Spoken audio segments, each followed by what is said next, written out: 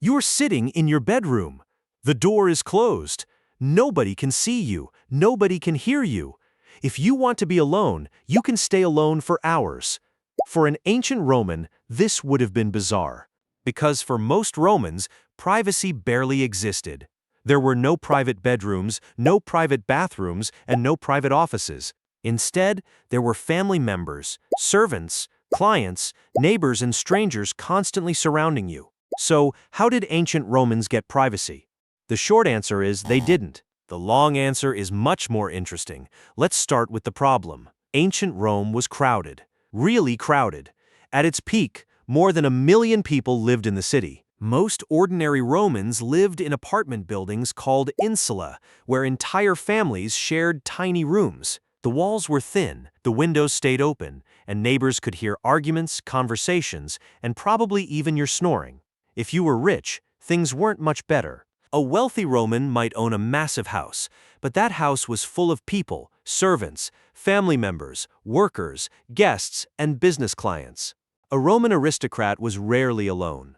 In fact, being alone could look suspicious. Roman society was built around visibility. Powerful people wanted to be seen. Every morning, wealthy Romans held something called the salutatio, a ritual where clients arrived to greet them and ask for favors.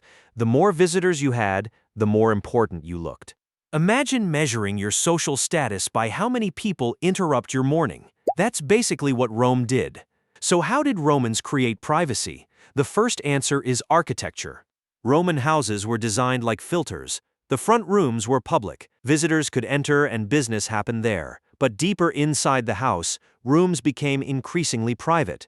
The most important space was often the peristyle, a garden hidden in the center of the home.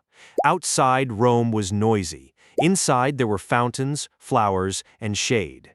It wasn't complete privacy, but it was enough to escape the chaos for a while. The second answer is distance.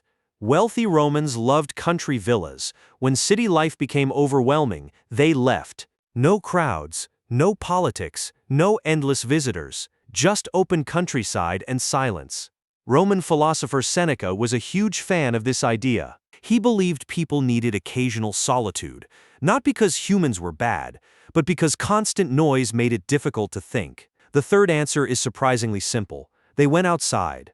Temples, quiet roads, rivers, gardens, and even cemeteries offered moments of solitude, especially cemeteries. Most people avoided spending time among tombs, which made them some of the quietest places in the Roman world. But here's the strange part. Romans may not have wanted privacy as much as we do.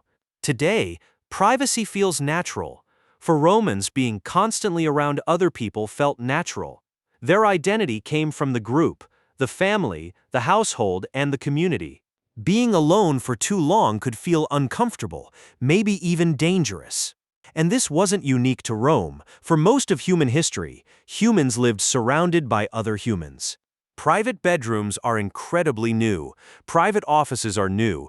Even the idea that every child should have their own room is surprisingly recent. For thousands of years, people slept together, worked together, ate together, and lived together. Which brings us to the place everyone wonders about, the bathroom. Romans had public toilets. Rows of seats, no dividers, no doors, no privacy. You sat next to strangers, and somehow nobody thought this was weird. Because privacy is partly physical, but it's also social. People simply learned not to pay attention.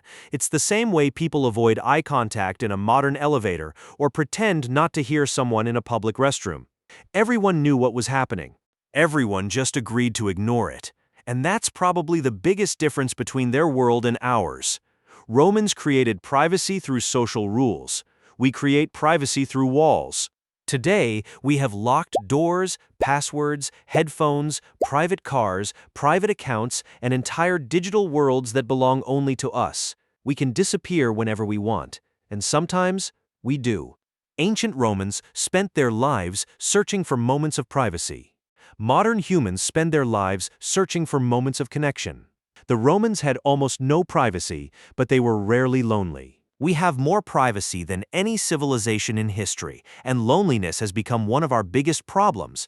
Maybe the perfect life isn't complete privacy. Maybe it's having just enough privacy to hear your own thoughts, and just enough people around you to remind you who you are.